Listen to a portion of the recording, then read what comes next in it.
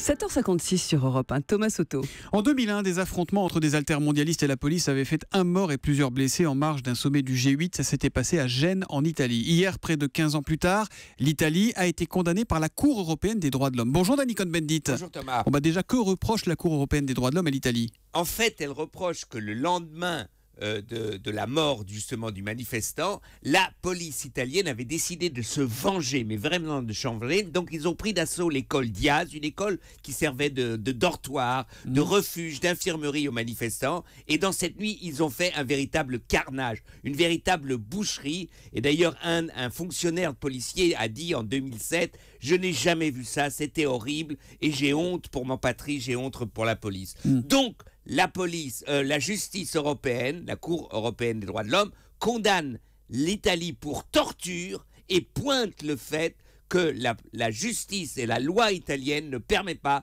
de retrouver ceux qui ont commis cette boucherie. Et c'est ça qu'elle demande, donc une évolution de la législation italienne. Condamnation pour torture, les mots sont forts, mais on est dans le symbole ou c'est une condamnation qui va compter, Dany? Les mots sont forts, c'est le jugement.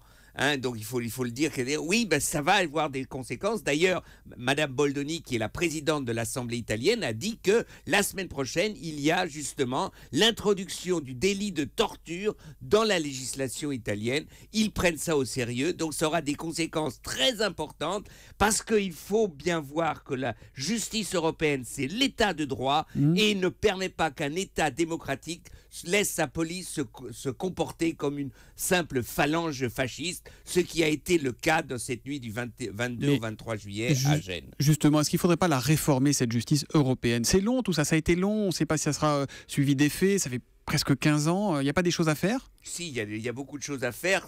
Donc, on reconnaît l'utilité de la justice européenne, et quand on reconnaît l'utilité de la justice européenne pour les démocraties européennes, il faut accélérer justement le fonctionnement de la justice. C'est en débat et le Parlement européen a d'ailleurs ce dossier sur la table. Et moi, il faudrait ressortir là, après cette condamnation, le film de Daniele Vicari, Diaz, un crime d'État. C'est un film qui vous montre vraiment d'une manière très réaliste ce qui s'est passé cette nuit. C'est horrible, mais ça nous rappellera un moment de mauvais souvenirs. L'humeur de Dany, c'est tous les matins à 8h-5 sur Europe 1. À demain, Dany. À demain, Thomas. Ciao, ciao. Europe 1, 7h58, dans 2 minutes, le journal de Michel Grossiot.